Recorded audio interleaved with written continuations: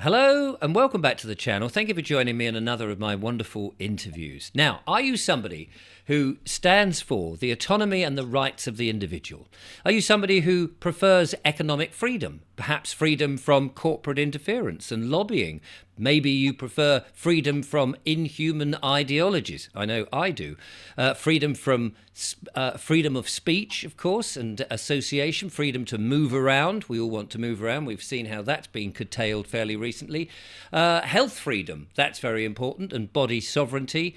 And what about having a limited and transparent, accountable government? Do you think that's important? And sovereignty, not globalism. Well, if those are things that you do feel, then maybe you want to have a listen to this interview with Catherine Evans from the Freedom Alliance Party, because this is the sort of thing that they're very much into. And if they're into it, I'm into it too. Catherine, welcome to the show. Hi, Richard. Thank you for having me. It's lovely to have you on the show. A lot of interesting things that you and your party are claiming for, standing for rather, which I think if you look at any of the main parties, they don't seem to be standing for any of those things.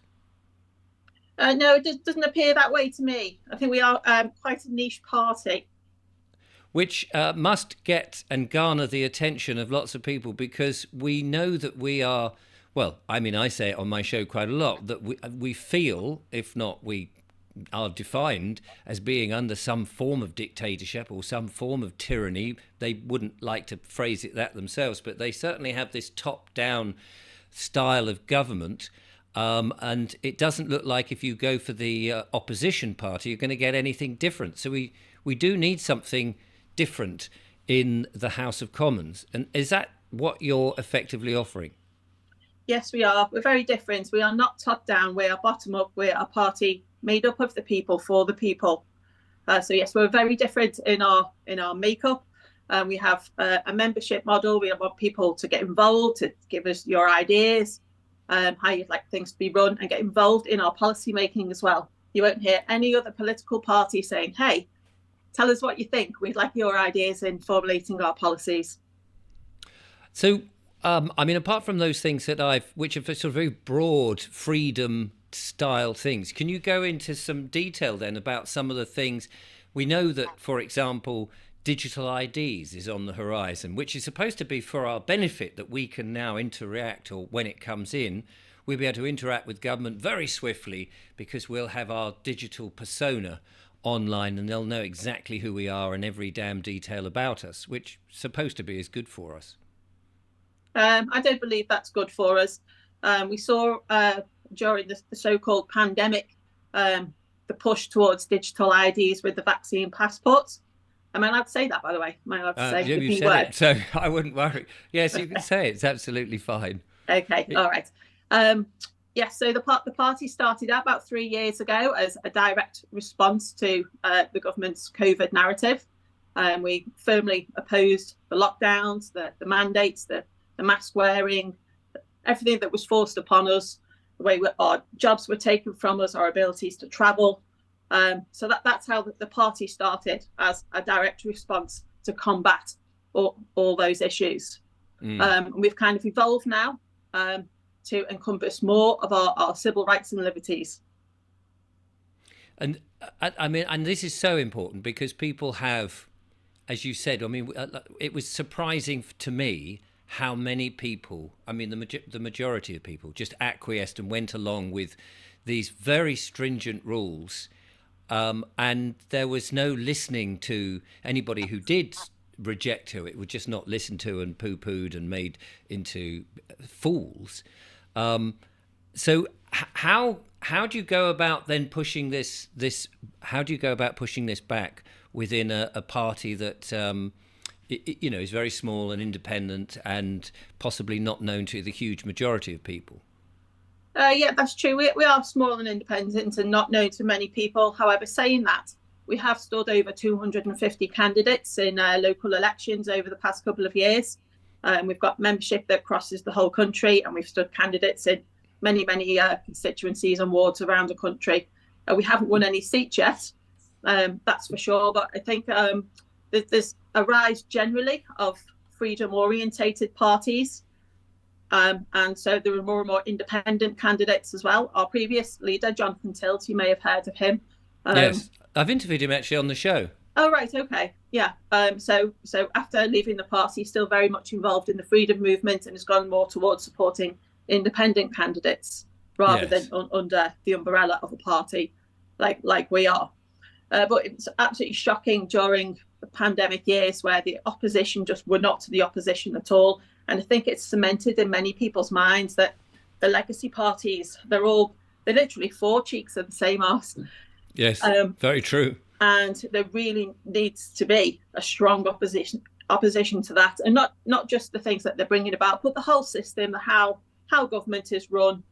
It's more than just about moving away from challenging those parties. It's creating a new system, a new way of life for us all. So we'd like to move towards decentralised government, stronger push towards localism or local decision making, where the people's voice through public consultation is not just listened to, poo-pooed and thrown in the bin, as we're seeing so often now with the likes of like ULEZ and many of the traffic restrictions that are being brought in. We see time and time again, there's public consultations. It's literally a whitewash. It's all for show. Yes. And the public aren't heard and they're just railroaded over.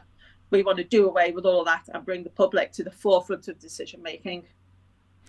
I have recently been reading, and I've mentioned this on the show a few times, and people will probably be bored to stiff of me saying this, but in something like 1920, I think it was, Hilaire Belloc and C.K. Chesterton wrote a book called The Party System.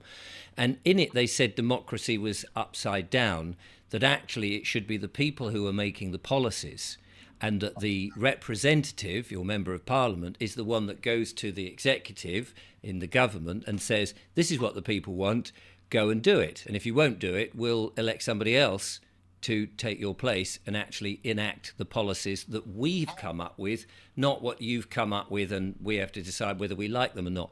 Do you think that is a system that you endorse or can be workable? I think that's fairly similar to how we are operating as a party, whereas we're asking the public to come to us with their ideas and the kind of policies and to get involved with our policy formation, as opposed to other parties who just say, this is what it is, you can either subscribe to it or you can't. I think that's one of the things that really attracted me to the Freedom Alliance was having that choice and involvement and being listened to. Mm. And I mean, I interviewed Richard Tice about this time last year, actually. And he came in with a whole sort of, we're going to do this with the NHS, we're going to do this for our borders, we're going to do all the usual tropes that people say. And of course, I suppose these are the things that people are worried about. So what your party, let's say that you manage, everybody goes, hey, this sounds really fantastic, let's get you in at number 10, even if you were not the main government, but you would be there as, say, in opposition or be able to sort of, what would you say, sort of be a thorn in the side of the government or at least question everything. How would you tackle things like these main issues of the borders, the NHS, the police and education and so forth?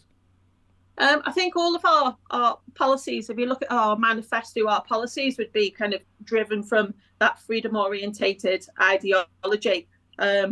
So at the moment, we're actually working on our immigration policy. Because our ethos is that freedom is fundamentally important, and this is a distinction between us and the Reform Party, for example. They're saying net zero migration. Well, that to me is a balance between the people coming in and the people coming out. So at what point do you say we're going to start regulating who can leave our country? Who are those people going to be? Who's going to be allowed to go? How many are going to go? And which force is going to dictate that? Is it going to be the amount of people that come in will determine how many people can leave, or vice versa? But either ways, that is a block on the freedom of movement of people of the UK. So we wouldn't be going down that route, but we would certainly look at immigration. That it's such a complex issue. For example, education. So many people come to this country. There's an abuse of the education system where they come to get degrees and it's phony degrees and then they can stay. It's unconditional. So it's kind of addressing the whole lot. It's like a huge holistic approach by changing our approach to education, that will Affect, yeah. affect immigration. And many of the people that come to this country are forced here in many ways by the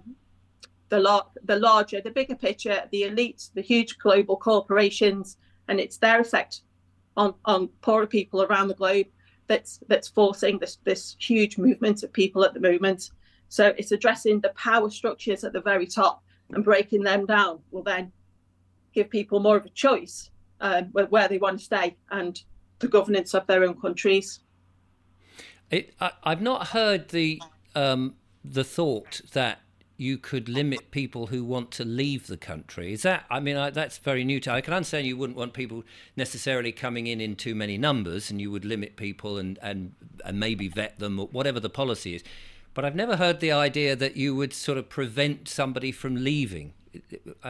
Can you just explain that? Because maybe I'm just being. You have to speak to Reform about that, but next to their slogan "Stop the boats" is net zero immigration, right, which is creating a balance between who comes in and who leaves. But I mean, if I'm a British citizen, I hate the word citizen because you need to clarify exactly what you mean by citizen. But if you're an English, let's say I'm an Englishman and I want to go and live in Australia or New Zealand or whatever, I can't see that any possible, unless New Zealand didn't want me or these others said, you can't come because you're a villainous man and you're on YouTube and you're, not a nice bloke, whatever. Why would anyone stop you? I mean, well, you could say that. Why would anyone stop us even leaving our towns and cities and saying you're limited to 15 minutes from where you live? Yes. You can extend that out further and further. There's so many limitations on how we can travel and where we can travel to, or who is allowed to, depending on your political beliefs. What about things like the NHS? Because the NHS is one of those bottomless pits for money. And we have seen that a lot of, in recent times, medical advice and practices from the NHS has not been terribly good on people if they've taken a certain medical intervention, let's say, and other things that Big Pharma seem to be very much in favour of. What would be your thoughts on the NHS, its funding, and whether you have alternative health arrangements? Well, yeah, we definitely need a system that's free from corporate lobbying and interference, where, as it currently appears to be, we've got these large pharmaceutical companies they're just too involved in the policy making and decision making of our government and therefore the NHS, and it's that push from them. That's our public purse is what pays for the NHS, but it's not just paying for the NHS; it's just pumping money into these pharmaceutical companies and related industries, not putting the people first. So a change to our health system is fundamental to that change, is taking away the control of these large pharmaceutical companies. I often say in the show that we are living in corporate Britain, and it does seem that the small firms, the family-run businesses, the sole traders, have been, and particularly we saw this during the lockdown, have been targeted, and more people are encouraged to work for big corporations. And these big corporations have lobbying power, as we've seen, and have vested interests in places like the National Health Service. What's the Freedom Alliance's thoughts then on the corporatisation of Britain and these large firms that seem to have more power than even the government does? We need to have a hell of a lot more investment in entrepreneurialism and in encouraging smaller businesses to flourish and supporting the businesses that we've already got. We've completely almost just lost our manufacturing capabilities. I think what we see down in South Wales and Port Talbot, the loss of the work in the steelworks down there, it just goes to show there's so many more higher powers, or the net zero agenda that's pushing even large businesses like them to close, lose employers. So people at the bottom of the pile, the small sole traders, that literally haven't got hope. I'm a sole trader, and I struggled terribly throughout the pandemic because of the restrictions that were put in place. There's no support for us whatsoever. And there's no financial support for people who may be going through a difficult time with the cost of living crisis. We need to be reducing rents. We need to be reducing taxes. There's so many ways that we can support our small businesses and encourage them to flourish. I think, again, part of that is down to education. The education system, children, they've grown up to, go on to university. They're not encouraged to be entrepreneurial. They're not encouraged to follow their dreams, their own desires. We're not encouraged to develop skills. We're encouraged to be dependent on the state and on large businesses, and that has to stop. You mentioned lowering taxes there. In my monologue today, I read through about 20 different taxes that we are paying, which is almost a tax on everything that you can possibly think of. I'm surprised they haven't brought Windows tax back in, because everything else is pretty much taxed. And a lot of it is tax that you can't just ignore or not pay. If you fill up with petrol, for example, you can't just say I don't want to pay the tax on this today. I just have the fuel, because they just won't sell it to you.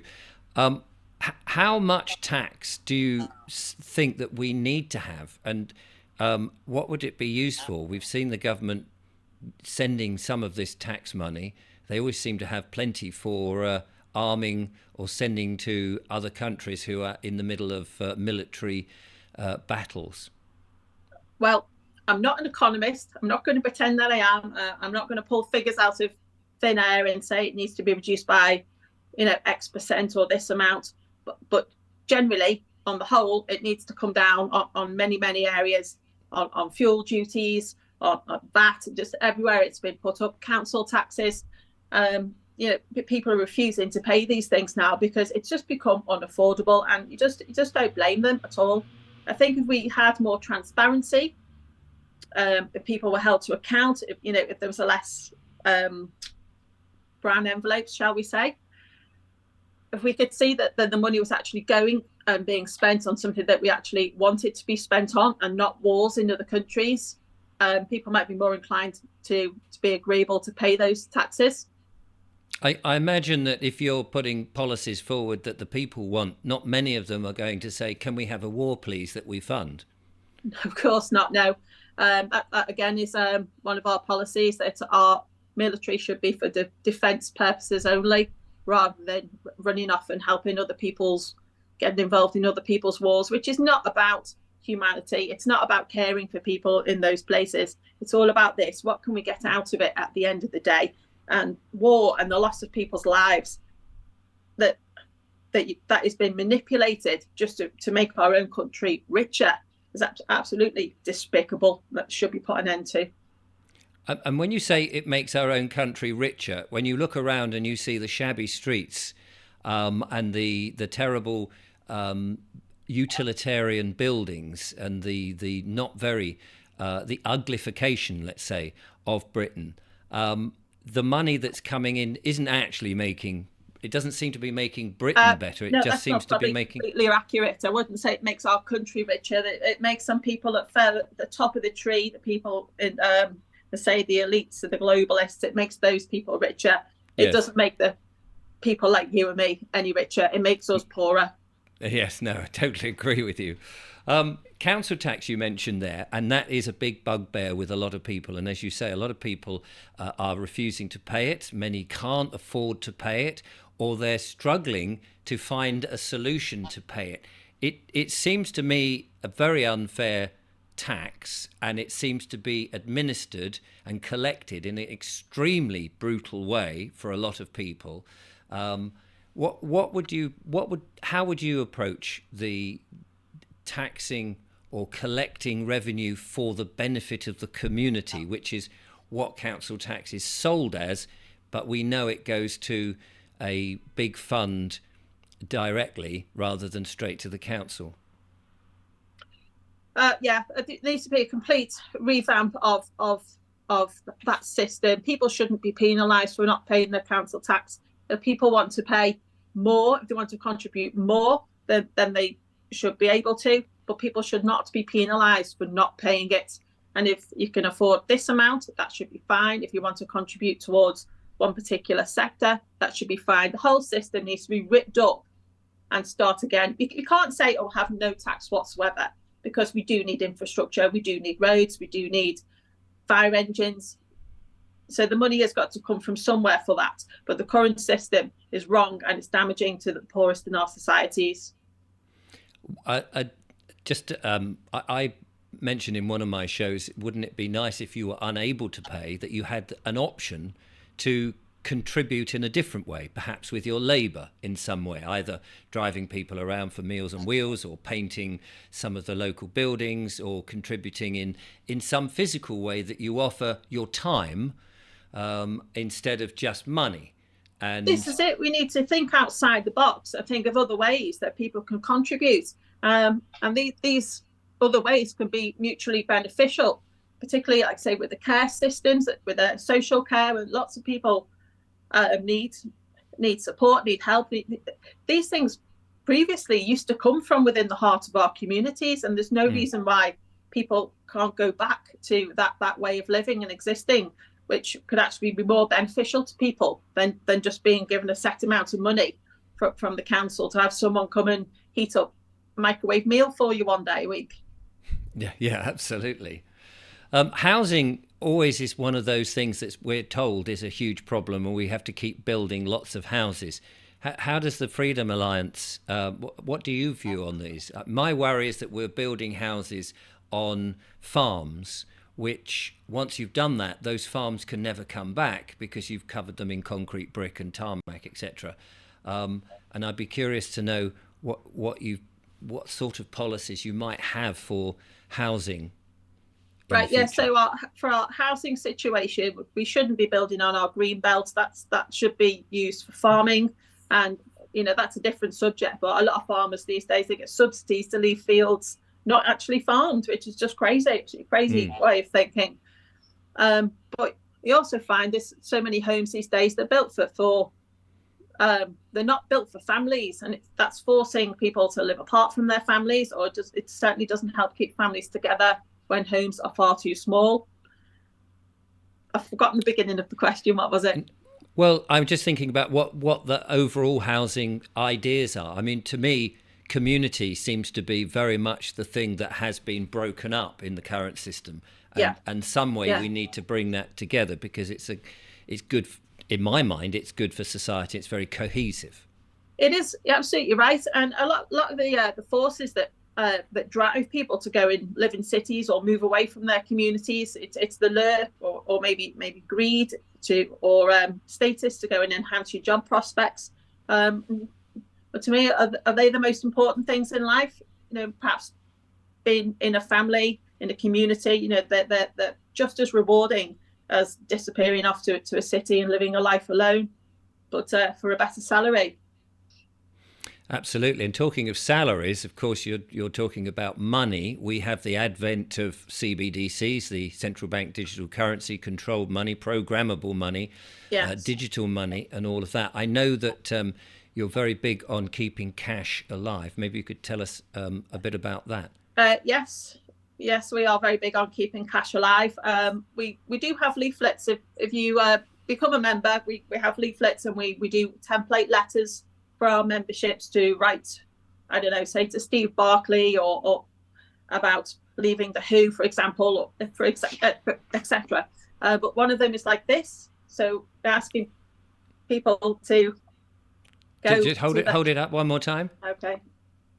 There we go. Okay. We accept cash. Okay. And then on the other side, it has lots of information, which might be a bit small for the screen. Maybe you can see it. So things like what have we got there? You've got, just give me the headings there. What's happening to cash and keep cash alive? So what's happening? So why is there a push towards digital currencies? What digital currencies mean, what they can mean for us in the future, and the dangers, and why we need to keep using cash. And then at the bottom is things you can do. Keep using cash at every opportunity. Teach children to use cash and to use it responsibly.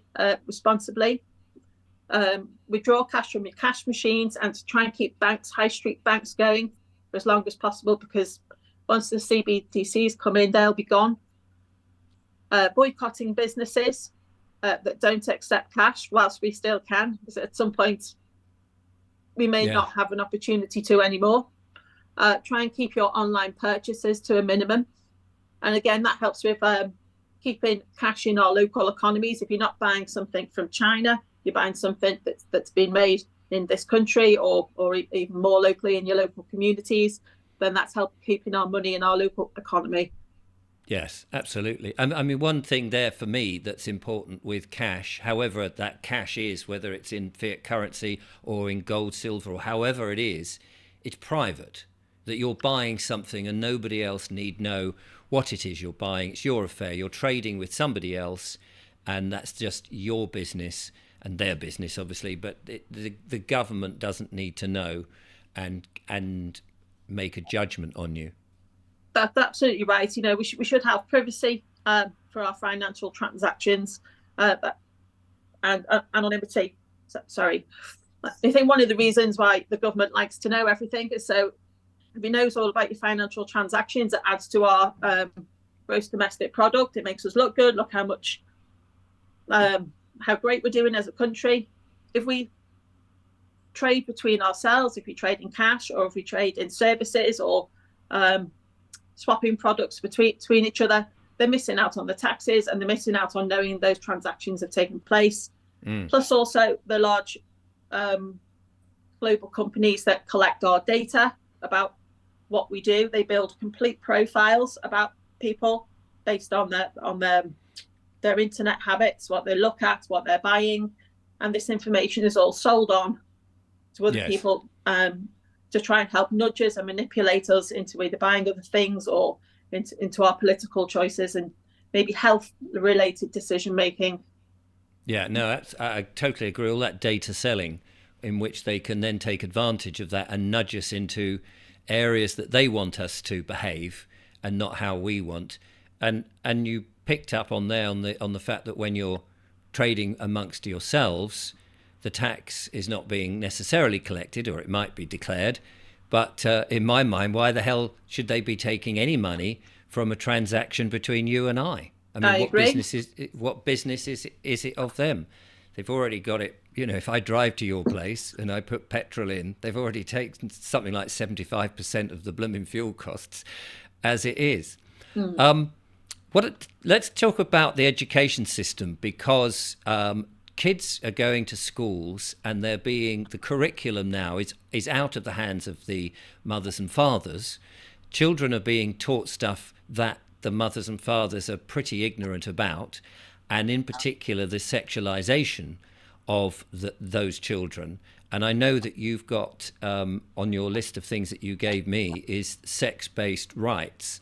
And of course, adults ought to be able to work out what their rights are sexually because they're grown-up adults. But children, of course, who are yet to be fully developed and have developed opinions and things, are being, it seems to me, indoctrinated at school with certain beliefs that's coming down from the government. What's your thoughts on education?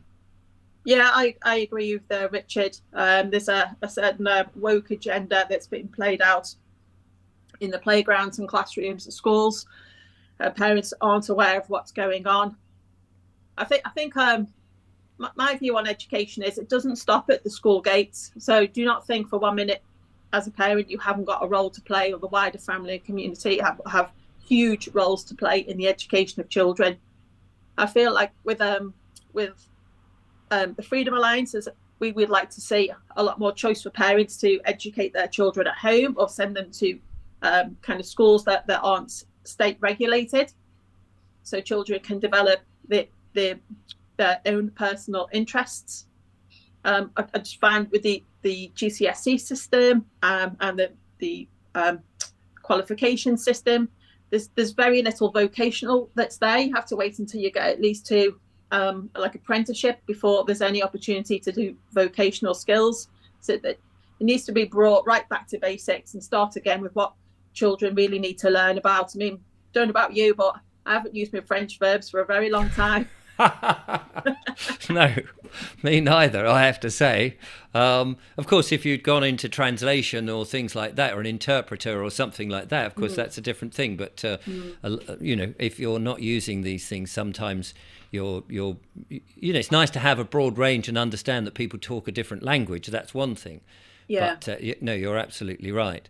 Yeah, I think some children are very creative, that they should be able to go down that path. If they're very sort of logical, or they like to build things, they should be able to follow these paths and go into building work, or become a musician or an artist, or whatever it is that they want to do. They should be able to follow those paths from a much younger age than the current system allows.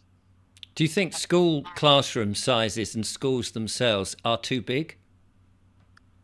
Well, when I was at school, we had about 30 on a class, and we had one teacher, and now it's about the same number, but they have classroom assistants as well.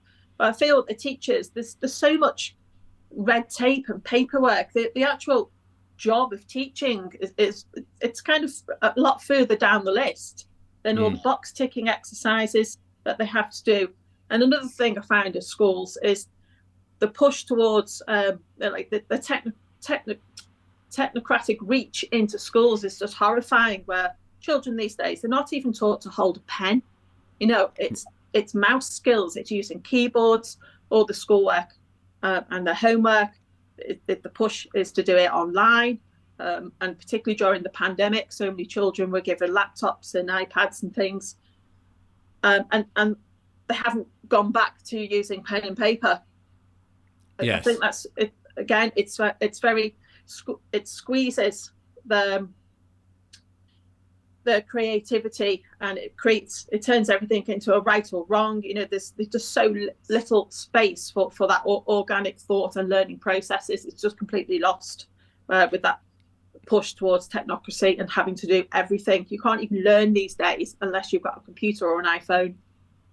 So what do you think about the ever-increasing push towards a digital world in which we are told everything is going to be online, we have things in the cloud, music is downloadable, our entertainment comes in on phones and things, particularly for the young, even if they're not at school? What do you think about this continual shoving us in this direction? I think it's absolutely frightening. I think it takes away children's ability to learn for themselves, to entertain themselves, to be creative. There's just so many other kinds of life skills, just attention span, finding beauty or pleasure in things that take time. Everything has to be instant these days with the phones. And as parents and teachers, we really should try to keep our children away from phones and digital means of entertainment for as long as possible. No, absolutely. And of course, a lot of this sort of push and this agenda is coming from people like these think tanks in Davos, the WHO and the WEF, the World Economic Forum. What would you be following all the lovely, wonderful advice that they give the government? No, I think if it's a supernatural, you have to think long and hard. You have to think long and hard. Organisation like the WHO, the WEF, the UN, literally anything that comes out of their mouths, believe the opposite, because they exist to support themselves and their friends and the large corporate entities that sponsor them. That they don't care about people at all, and we really should use our own common sense. I like to think we're more of a common sense party, and we can decide for ourselves how we feel when we're ill, when we need to get help, what kind of help we want. We don't need to rely on these corporate interests and who are just pushing their own agendas. And one of their main agendas, of course, is the man-made global warming agenda, in which we're ever pushed towards net zero and the elimination of many other forms of energy. What would be your thoughts on the green agenda and global warming in and of itself? Well, as a party, we completely oppose all this net zero madness, particularly when it's creating poverty. It's making people's lives harder. It's making people poorer. personally, I think it's not possible for us humans to just go around doing everything we've done to the planet over the last however many thousand years and expect it not to have had a bad impact somewhere down the line. Yes. I think the point is how you manage that and your expectations. Humans do not own this planet. You know, we're here to look after it. We're not here to control it, and we need to share this planet so much more with the natural resources, with the animals, the flora and fauna, and we need to have so much more respect for it and not just assume we can have our own way. So if temperatures rise, regardless of the cause, then we need to adapt to that rather than create all this imposition and control. Because I think it's more about the companies that are making money out of doing that than it is about the planet itself. So we need, what's the word I'm looking for? We need more a nuanced approach to these things, and we're adaptable. We need to be so much more adaptable. Yes. Yeah. And not catastrophize things to knee-jerk reactions to things. Absolutely. After all, I believe the Maldives is still there and not underwater. Well, you know, when you think, all these elites with their beachside holiday homes, so they were that worried about climate change, they'd be up a mountain somewhere. You'd think so, wouldn't you? You would. Absolutely. One of the problems that I imagine a small party like yourself is getting airtime to tell people about what you do and where you do it and how we can have a different system. I imagine that you don't get very many invitations on the BBC. Funnily enough, we don't know. It doesn't stop me from writing to them, though, and saying, oh, we're in Glasgow this weekend and, protesting about the Les. But funnily enough, they don't respond. So how do you get other than shows like this and myriad of other ones, bigger and more professionally run, how do you get your message out to the people? We do have a social media presence. We're on Twitter, we're on Telegram, we're on Facebook, but I do up all these things. But unfortunately, if you want to reach out and find people, you've got to use the only systems left available to you. We're very we like to get out in the public quite a lot, so we'll often be going on marches. We'll be giving out our leaflets. We do little videos and things, put them on like Telegram. We've got Telegram chat room groups, that kind of thing. So we are contactable, we are reachable. But to say it is very difficult to reach people nationally. We don't have the funds like the likes of the bigger parties have for broadcasts, and we don't get invited onto big shows, and that's fine. You know, I'd like to think that word gets around, word of mouth will help us along our way. And how optimistic are you of getting up the greasy pole, let's say, to become inside that the Houses of Commons, the House of Commons? I would like to think we've put an awful lot of effort into the party over the last few years. So I'd like to think that that work will pay off, whether it's into local government, into local councils, or into members of parliament. The right people in the right place. And I kind of think even if we do not get people into the House of Parliament, it's affecting people in our communities and our everyday lives, and encourage them to change their behaviours, stop feeding the elites, stop listening, stop consenting. If we can get people to do that, that's just as good as getting a seat. Brilliant. So people can find the Freedom Alliance Party. I've got your website here. Let's just plonk that on the screen. Hang on, I've got to go and find it. I had it already, and I still do. Here it is. So a home for the political homeless, you say there. It's freedomalliance.co.uk. I'll put the link in the description, and people can pop over there and see your key principles, read your manifesto, and really get to know what you're about. You say you've been running for 3 years, I think. And of course they can donate, which is always good to sort of help you fund the leaflets and all of the other activities. That's right, yes. Unlike other political parties, we have a cap on the amount that people can donate to us, because we don't want to get caught up in, we've donated so much, so can you do this or push this particular agenda for us? We're against all that, so we refuse to have any large donations. People are much better donating their time and their efforts and joining us, standing for us. We, we're not slick. We're not we're not in any way at all. We don't wear business suits. We don't Well, have I was saying to you before we started to record that I think that we're at a time now, we're fed up with slick politicians who've got their message all very manicured, and it's that they can talk and actually say nothing. I think people do want to see grassroots people that they recognise as their neighbour or friends, family, actually in power, because you feel then that they've actually lived a life. They know what people are suffering. They don't live in big gated communities and all party at the same places. And then that would reflect on whatever policies that come forward would benefit them, rather than, as we've so readily seen in recent times, seem to keep and oppress people. I agree. I think people have fallen out. They've lost trust so much with the political system, and they see the politicians, on all their connections and all their pals that they're creating policies and creating wealth off the back of those policies, such as PPE ones, for example. Right.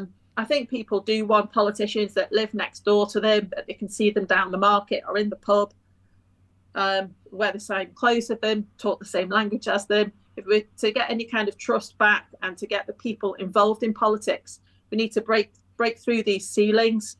To think people shouldn't think, I can't get involved in that, or we need to change the language of politics. It needs to be how we speak, not how they speak. Totally agree. And I think lots of people watching this will be, I can't think many people will actually be saying, no, actually, we want more elites and more self-serving politicians than actually ready people. Thank you so much, Catherine, for chatting to us about the Freedom Alliance Party. I urge people to go and check out the webpage, of course, and get involved. You've got candidates, as you said, all over the country. So there will be activities and things to get involved in wherever people are. Yeah, that's right. And if people want to just drop us an email, say what they want to do in their areas, we'll try and help people out with leaflets, say like with these Keep It Cash ones. We've got ones about going the distance with Freedom Alliance, about challenging all the traffic restrictions that are being brought in over this net zero madness. We've got yellow boards for doing road side campaigns. We've done so much of that. It's such good fun. Have you ever tried it? I haven't actually. I really ought to. My time has been so tied up with the YouTube channel, but I ought to go out and do a special report, which would be good fun. So if anyone's in my local area down on the south coast, I should come along and film it and demonstrate how successful it can be. We've had the response from the public is huge. The amount of beeps and waves and bells on bicycles. They're really put me in touch with anybody down this area in the south. I don't actually know where you live, to be honest. I'm down on the coast in Worthing, near Brighton. Oh right, okay, yeah, we do have we do have people further down on the south coast, like Exeter, Bournemouth, kind of way. Yeah. Oh, okay. Brilliant. We'll have to get along and do a little report and show how easy it is and the fun. I think that's the thing that people, people will get involved as well. There's the community aspect, the social aspect, and they can share all their thoughts and they can share their moans, groans and grumbles at the same time as their aspirations. Absolutely. We're going to be down in London. We've got people already in London, but I'll be down in London for the Julian Assange protest, the last appeal for his extradition. Fingers crossed it doesn't happen. On the 20th of February, 21st of February, we'll be down in London. If people want to come along and meet up with me then and have a chat and get involved, that'd be great to see people and hear from them. Is there information on that on your website, or shall I just send you an email? I've got a leaflet here, which will be on our website in the very near future. Hang on. There you go. There we go. Just a bit to your right. There we go. Superb. Brilliant. Well, thank you so much, Catherine. It's been a joy to talk to you and have you on the show and promote what you're doing. I wish you the very best, of course. And I hope that people will check out the website, get in touch and get involved. and actually make a difference, which is what we desperately need in this We country. do. We cannot have the same anymore. Thank you very much, Richard. No, it's my absolute pleasure. So there we are, ladies and gentlemen. Thank you so much for coming along and watching. I'm sure you've thoroughly enjoyed that. And I'll be back with more monologues and other wonderful guests. But in the meantime, from Catherine and myself, thank you for watching. Till next time, goodbye.